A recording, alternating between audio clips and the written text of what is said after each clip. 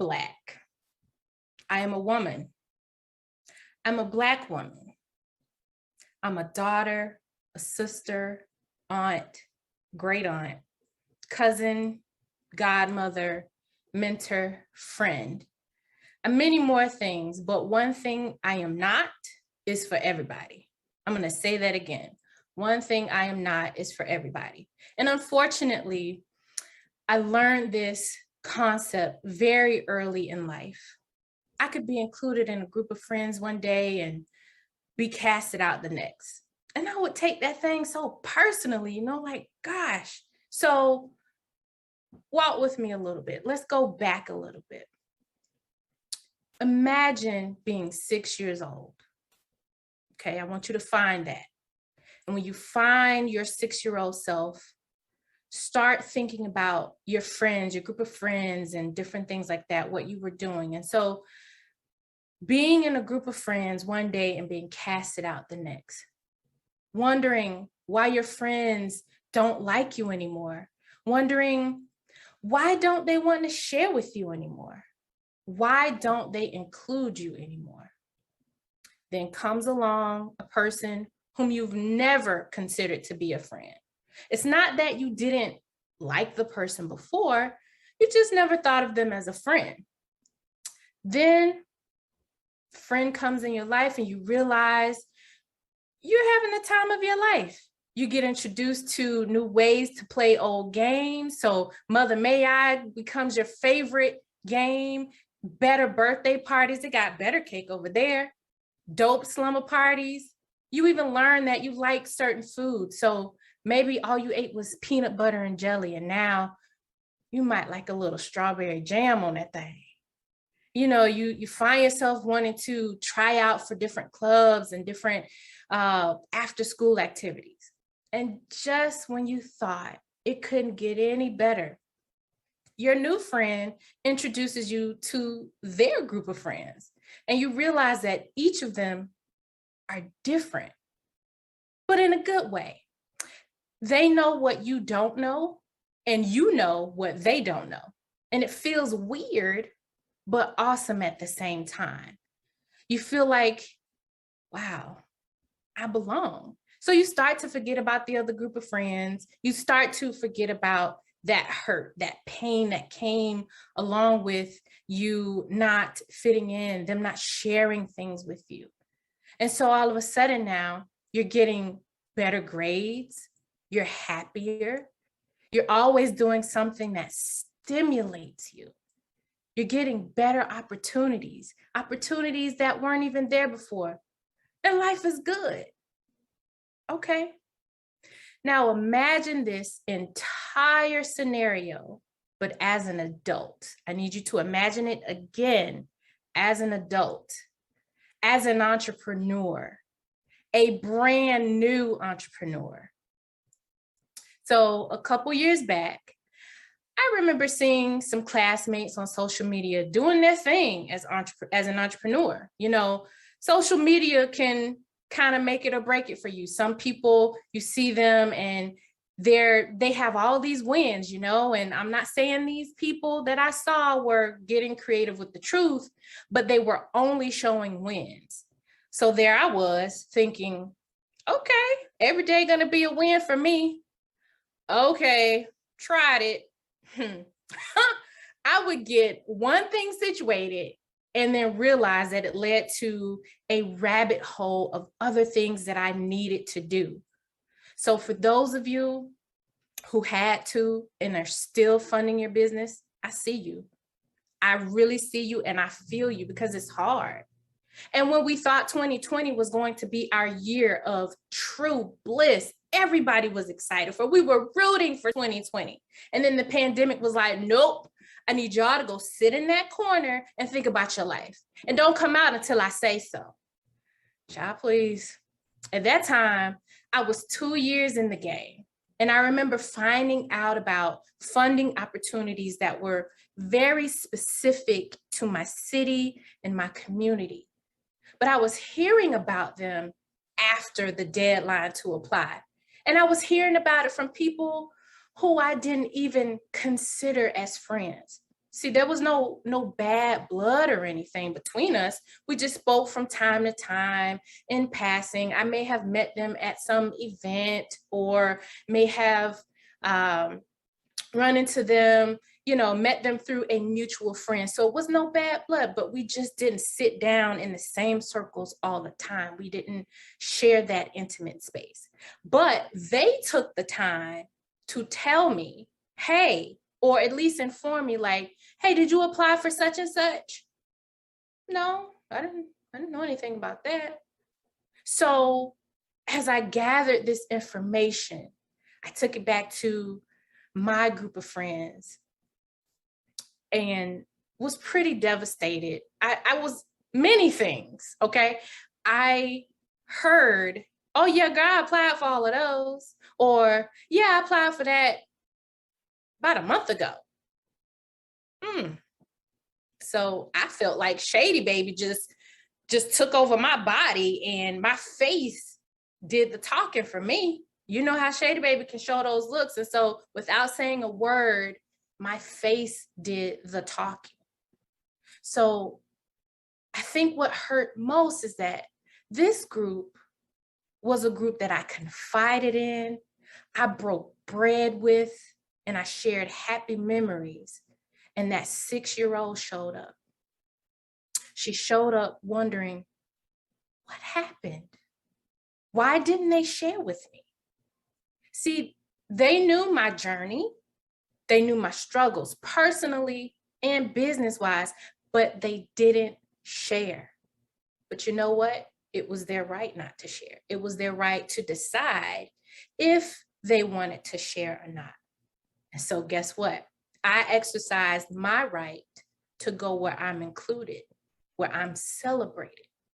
No hard feelings, no love loss, And since then, I found several places that include and celebrate me as I do them.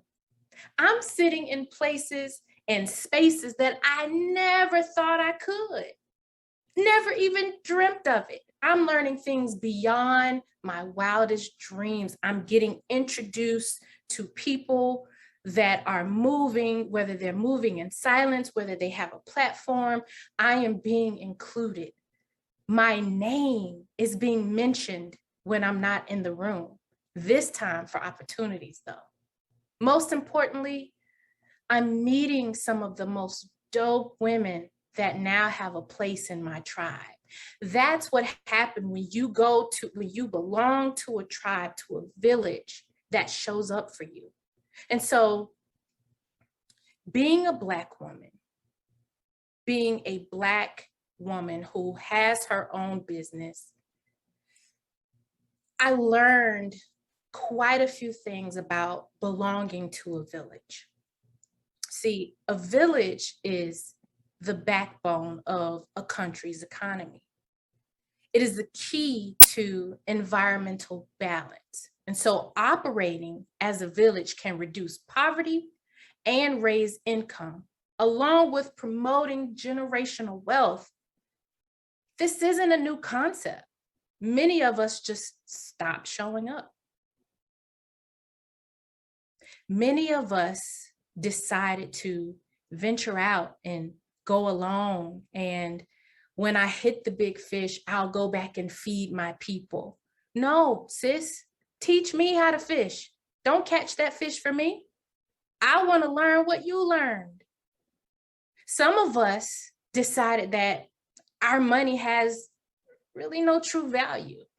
Many of us decided that our dollars are best spent in another community.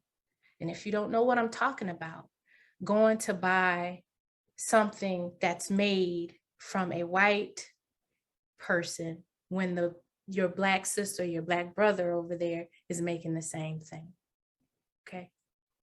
The more of us that left, the less fertile our ground became, the less strength we had in numbers. If we don't invest in our own, why should anyone else want to? Why should we expect them to? Research tells us that our Black dollar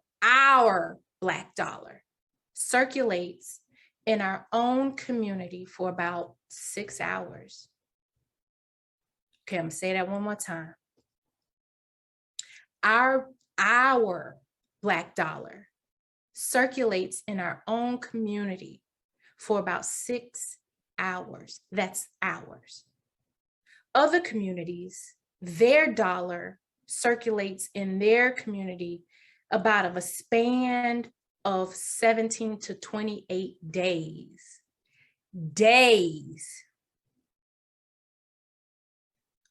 Where did we go? Why did we leave? We can come back. We can come back home to our village and sustain economic empowerment by sharing resources. We can. And some of us are starting to do it, but we need more people to come back. We need you to come back to the village. If I'm not for you, direct me to someone who is in our village that I'm for, and I'll do the same. A step further, if an entrepreneur supports your business, but their services that they offer don't align with your needs, I bet you know, I can guarantee that you know someone else who can benefit from that person's service. So I dare you to share that post, that video, or pass along that flyer. I dare you. I bet you won't do it.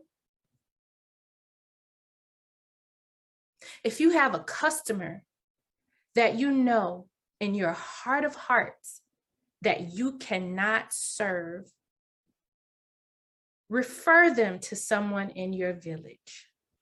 Give someone else that flour so they can make their bread too. We can all eat, sis. We all can eat. Sharing your resources. Give someone else that flour because they got to bake bread too. They need to eat. If we say that, and I often hear it, if we say that we need to go back to the village mentality of, the village is supposed to raise the child. Because back in the day when the village was involved, that child was covered from every angle. So why isn't it the same when we talk about our business? Yeah, that's a child, and a child is precious, but so are our businesses. We raised this business from the ground up. We took a vision and gave it life. Why can't we have that same mentality? It's fitting. Just recently, I went to a pop-up. And the young lady that was hosting the pop-up, she was relaunching her business. But on that flyer that she posted had several different types of business owners on there. I saw a pretty row of just different logos, and they each were selling something different. And so I applaud this young woman because here she is relaunching her business, but she's bringing her tribe with her. She's giving flour to other people so they can bake their bread. I walked into that pop-up, and it was beautiful. It was so beautiful. I saw different people in different corners, but even though they were in corners, they were still included. Different spaces that people were sharing, and the laughter, the aroma of food, seeing, not literally, but just seeing that dollar circulate in that tiny space, but it was so huge. You had vendors there promoting skincare products. You had vendors there selling food. You had vendors, just all types of things. And so guess what? Her people, the people in her tribe showed up. The people in that other lady's tribe showed up. The people in that chef's tribe showed up. Everybody from everywhere showing up. That's what we need to do, show up for each other. Because if we show up for someone else, if we continue to show up for someone else, share our resources with other people who really don't want us at the table. They don't want us there. But if we continue to export, we're not going to have anything left for ourselves. And so I challenge you today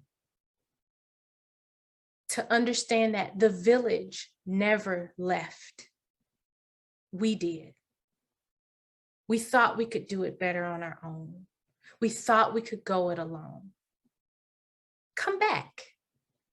It's okay. Come back. I'll hold your hand. Let's win.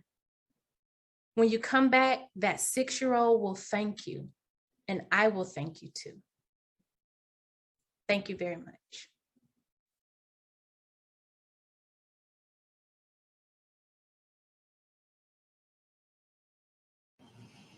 Ashe and amen. Ashe and amen. Clap it up, clap it up, clap it up. No. That's it. Like a kid said, that's it. That's it. I'm not gonna waste this 7 minutes. Y'all speak. If you have any comments, any questions, raise your hand. I'm pulling up to the stage. This is the last moment of pulling up to the stagers. But that was so beautiful, and it was an excellent charge. Because you left it in our court. You said, because we done got through our trauma. We done talked about our pain. We talked about who did it and what they did to us. But you said the village never left. We did, because we thought we could do it better on our own. You on my toes. You in my street. You in my house, sis. That's real. That's so sobering. While this is my idea of a village. This right here, what you have created a village for us. This is the village. This is the vision that I see. I didn't even know before, like while I was thinking about, how to strategically share my thoughts with this TED Talk, I had no idea that this experience would be exactly what I was talking about. Had no clue.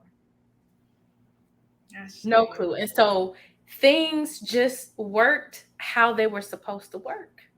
That's right. That's right. We ain't got no shadiness in here. None at all. None and if so, we all gonna check it. 100%. Real quick. We raising strong babies in here. Yep. Big girl energy. Big girl energy. I love that, Neff. Beautiful. And I was going to ask if you had anything you wanted to say while they're queuing. Before I bring up the first question, or comment rather, do you have anything you want to say? I think it has been said already. I echo everything that has been said. I will never get tired of saying this. Casey, you are queen. You are the epitome of excellence. You operate in excellence. You gave us what we need, and it is given what it's supposed to give. Okay. And I see in the comments like it's full circle. Yes, like I remember my Blaze line sister Nina and we were talking. That's my line sister. I love that. Okay. And we were talking about how everything, it seemed like none of us really knew what we were going to talk about. Like I had no idea what she was going to talk about. I had no idea what other women were going to talk about, but it all fits. It's like different puzzle pieces just connecting. And it's like, now we have this beautiful piece of art that is hours, and it's so Yep. valuable. Yep. You know, so this is everyone who has attended this, whether it's a heart, whether it's a comment, whether it's just a, it has been, I thank you because you have poured into me in ways that I've never been poured into before, and I appreciate it. Say that. Beautiful. Thank you so much, Neff. And we did it, sis. Like, we came together, we brought our gifts, we brought our intentions, and when we pulled this off, we did this. It's world class because we did it. All right, I'm gonna pull the comment on the stage, and that is from June, Auntie June. We love her so much. She says, Neff, this is the message of the day. Amen. Especially with the past years we've been experiencing. Amen. We must come back together. Thank you, sis. Amen. Absolutely. Absolutely. Amen. This is Amen. Wonderful. Yeah. Amen. And that's real. Like, I mean, it's stuff. I mean, y'all, it's stuff that was happening behind the scenes that the 893 don't even know. We at 893 now. 893 don't even know. We've been getting together every week in November. We was getting together in October, getting the programming together. Like, y'all don't even know because we had to give from our overflow, huh? We had to give from our overflow. We had to give from our overflow.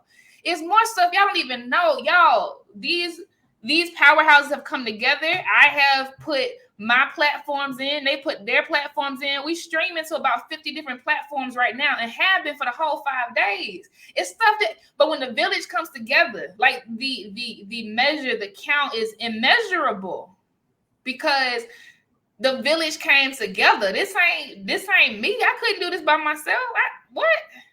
Nothing near this, but the village came together. So we syndicating like Oprah did. Come on now. Without permission, right? Love it. I'm gonna bring up the next comment. It is from our good sis Akia, Miss That's It herself. She says, proud of you. Remember, it's okay to charge your worth. We believe in you. You got this. And that's from Apply Pressure herself. Yeah. I am so grateful for that. That is Miss. Go ahead and apply pressure. Thank you, cousin. Y'all are beautiful. All right, so we're about to dive into the last session of the day, and then it will completely wrap up the summit. Some housekeeping items. Please do rate all of the speaker sessions in the feed. In the feed, there is a poll tab. Please make sure that you rate these final sessions of the day. Y'all have done an incredible job rating everyone. I can't wait to give the speakers their feedback. I know that they are going to be just in awe, but I'm not surprised at all at the feedback. And then aside from that, remember, you have replays for 3 months. It's going to be blazeknowledgeacademy.com, but the platform is shutting down. So let me tell you something. If you come here tomorrow, listen, the doors will be locked. The doors of the church will be closed. I'm sorry. But you do have the replays for 3 months. All right, y'all. I love you and I mean it. I'll see you in the final session over on the other side, where I will be giving a keynote closing speech called Let Me Hold Your Hand. See you in a minute. Love y'all.